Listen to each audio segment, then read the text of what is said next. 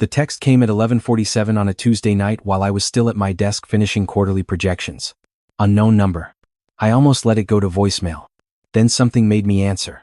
Marcus? The voice was older, a little rough around the edges, like someone who'd spent too many years on job sites. Yeah, who is this? There was a pause. The kind that means whatever comes next is going to cost you something. This is Ray Kowalski. I was your company's head accountant. Before your brother let me go in January. I sat up straighter. I remembered Ray. Quiet guy, meticulous, never wrong about a number in 4 years.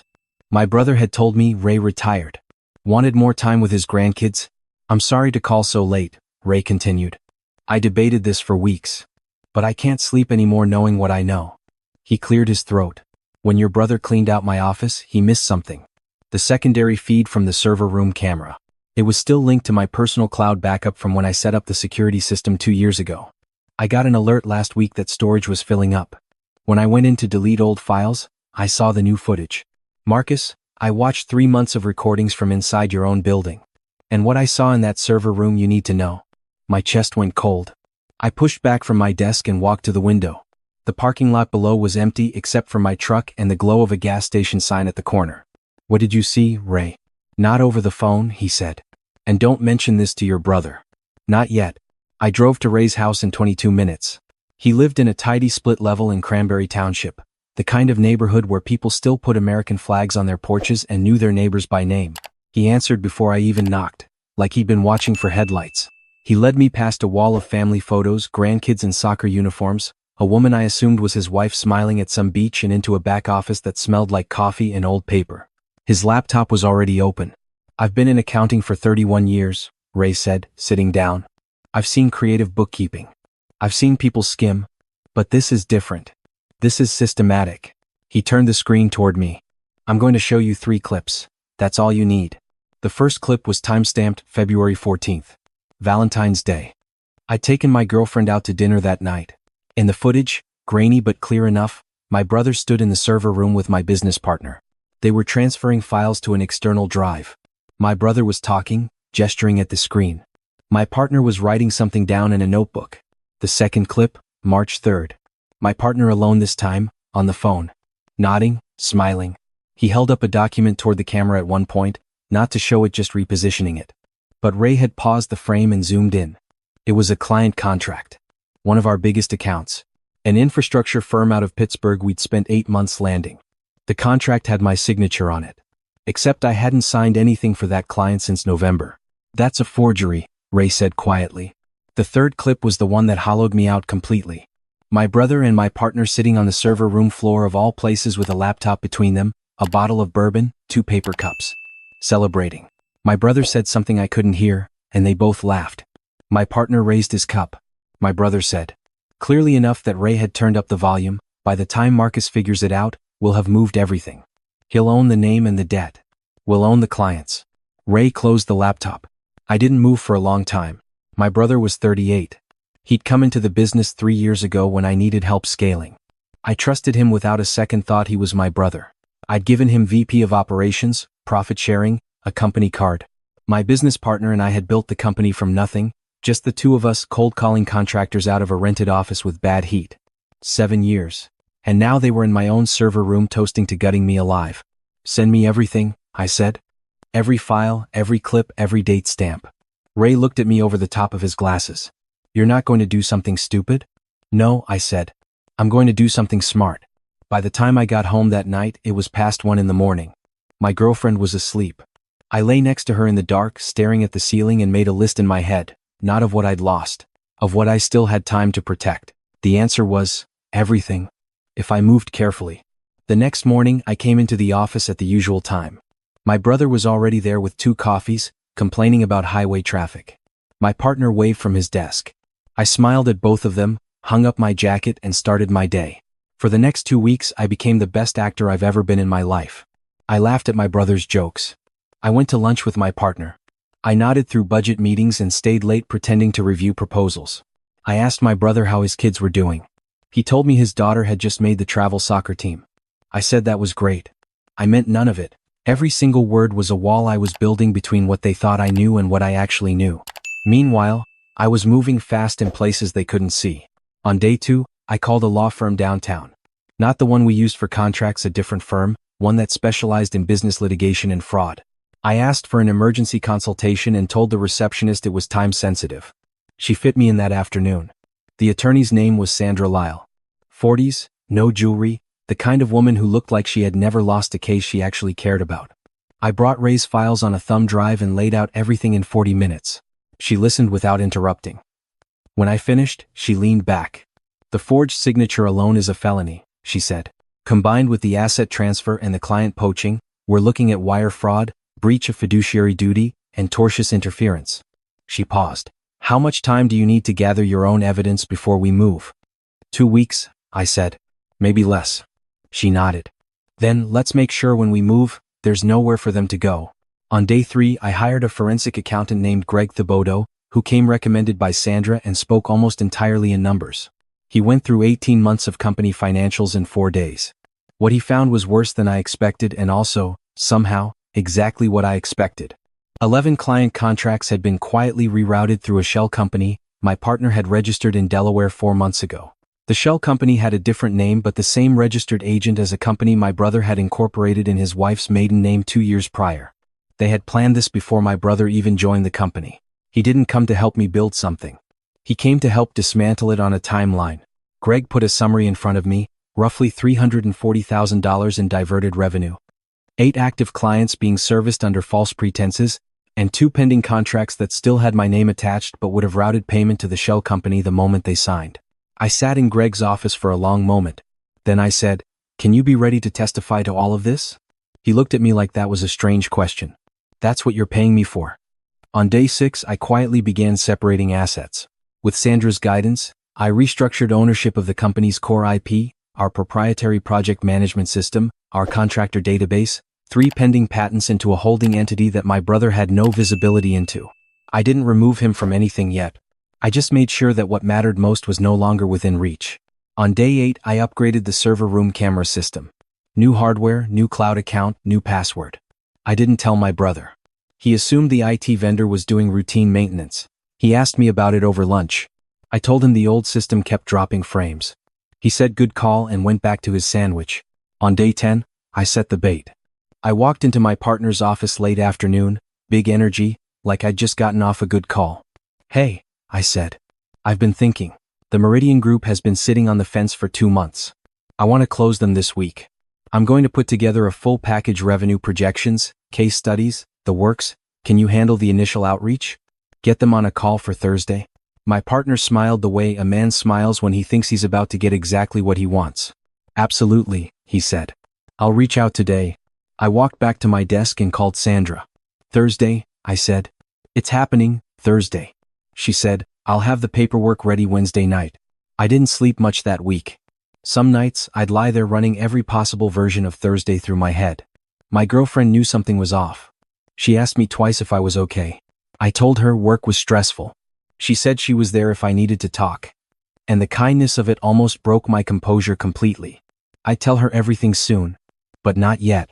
Wednesday night I sat in my home office with a glass of water I didn't touch and read through Sandra's documents 3 times. Asset freeze motion. Cease and desist for the shell company. Filing for fraud injunction. Emergency motion to remove my brother from company operations pending investigation. Each page felt like a loaded round. I thought about my brother at my father's funeral 6 years ago, how he'd gripped my shoulder in the parking lot and said we'd figure everything out together. I thought about my partner at our first lease signing, laughing because we could barely afford the deposit. I thought about all the Thanksgivings and phone calls and late nights and the way they'd both looked me in the eye across that conference table every single week. Then I thought about that server room. The bourbon, the paper cups. By the time Marcus figures it out, I closed the folder and went to bed. Thursday morning, I wore a plain blue shirt. I got in early, made coffee, said good morning to both of them like it was any other day.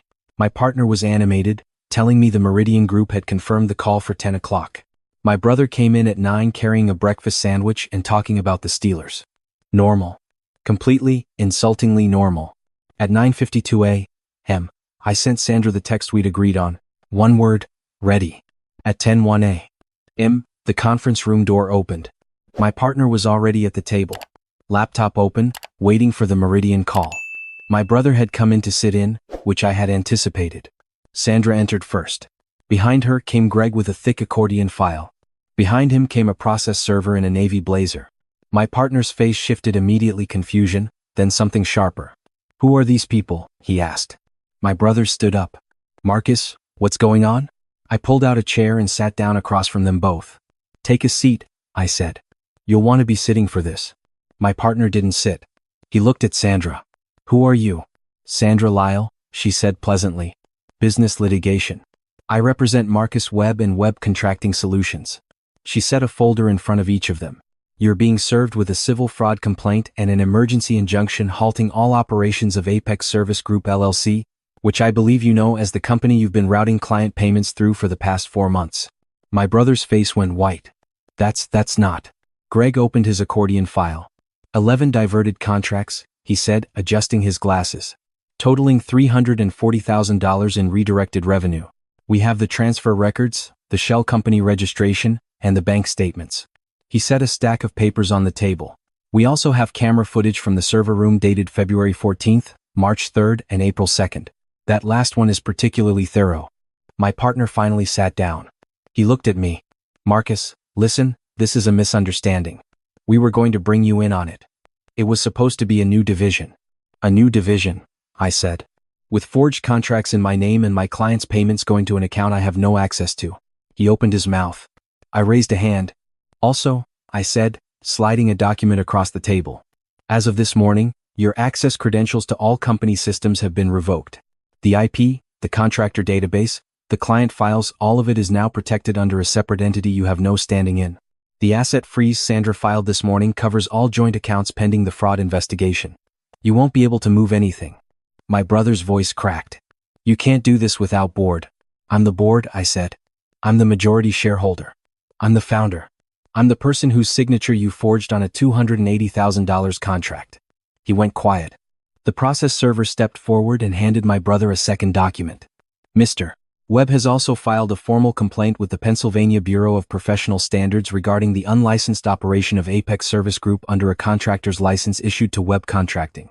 The investigation will determine whether any license reinstatement is appropriate." My brother looked at me like I was a stranger. I looked back at him the same way, because at that point I supposed we were. My partner tried one more angle. "Think about what you're doing. 7 years? Everything we built together." I nodded slowly. 7 years. "And you spent the last 4 months burning it for a payout you hadn't even collected yet." Sandra closed her briefcase. "Gentlemen, you have 72 hours to respond to the civil complaint through your own counsel. In the meantime, the injunction is active and any attempt to contact current clients, access company systems, or liquidate assets covered by the freeze will result in immediate escalation to criminal referral." She looked at them both mildly. "I'd suggest you use those 72 hours wisely." My brother walked out without looking at me. My partner lingered for a moment in the doorway. I thought for a second he might say something real, something that acknowledged what we'd actually been to each other before all of this. He didn't. He just left. The room was quiet. Sandra gathered her papers and Greg followed her out, and then it was just me alone in the conference room where I'd spent half my adult life planning things I believed in. I sat there for a while without doing anything, which I think I needed. Then I picked up my phone and called Ray. He answered on the second ring. "How'd it go?" "It went," I said. "I wanted you to know first." There was a silence, but a warm one. He cleared his throat. "You going to be all right?" "Yeah," I said. "I think I am." I meant it. I'd be dishonest if I said the days after felt triumphant in the way I expected. There's a particular kind of grief that comes from being right about people you desperately wanted to be wrong about. My brother had been in my life for 38 years. My partner had been in this office since the beginning, since before there was much of an office to speak of. You don't dismantle that kind of thing and walk away clean. You walk away, and that has to be enough. But I kept moving. Within a week, Sandra had filed the criminal referral with the Allegheny County DA's office. Greg's findings were thorough enough that the DA's office opened a formal investigation within 10 days. My brother retained a defense attorney. My partner retained a different one. Neither of them called me. I brought on an operations manager from outside to take my brother's role temporarily. Her name was Carol. She'd run construction logistics for 15 years, and on her first day she found 2 vendor agreements my brother had signed without my knowledge and flagged them immediately. That told me everything about what the last 3 years had actually looked like. The Meridian Group, when I called them directly to explain there'd been a personnel change and that the Thursday call had been postponed, was gracious about it. They signed with us 3 weeks later. The 8 clients who'd been serviced through the shell company were contacted individually, told the truth in plain terms, and offered contract restructuring. 6 of them stayed. 2 left, and I didn't blame them. I told my girlfriend everything the Saturday after the confrontation. We sat on the porch for 3 hours while I laid out the whole story from Ray's phone call to the conference room. She listened the way she always listens, which is completely, without interrupting, without redirecting it back to herself. When I finished, she was quiet for a moment. Then she said, "I knew something was wrong. You were carrying it alone." I said, "I know. I should have told you sooner," she said. "Just don't do that again." I told her I wouldn't. I called Ray back about a month later and asked him to have dinner with my girlfriend and me. He brought his wife, a warm woman named Diane who talked about her garden with infectious enthusiasm and absolutely destroyed everyone at Trivial Pursuit after dessert. Ray and I didn't talk much about the business that night. We talked about his grandkids, the Steelers, the construction boom on the north side of the city. At the end of the night, when we were standing by our cars in the parking lot, he shook my head and said quietly, "I'm glad I made that call." I said I was glad he did too. I meant it more than I knew how to say. The civil case settled 8 months later. My partner agreed to repay $312,000 in restitution and signed over any remaining equity claim in the company as part of the settlement. The criminal investigation resulted in charges being filed against both of them: wire fraud and breach of fiduciary duty. My brother negotiated a plea. He avoided prison but was barred from holding any executive or ownership position in a Pennsylvania registered company for 5 years. My former partner's case went further. He pled guilty to 2 counts of wire fraud and received 18 months of probation and a fine that would follow him for years. He'd also applied, during the 4 months he was quietly dismantling my company, to join the board of a regional industry association. That application was quietly withdrawn once the charges became public record. I never reached out to my brother after the settlement. He sent a letter, typed and formal, that his attorney probably helped him draft. It explained that he'd made decisions he regretted and that he hoped one day I'd be open to a conversation. I read it twice, folded it, and put it in a drawer. Maybe that conversation happens someday. Maybe it doesn't. I'm not ready to know which one I want yet. What I know is this.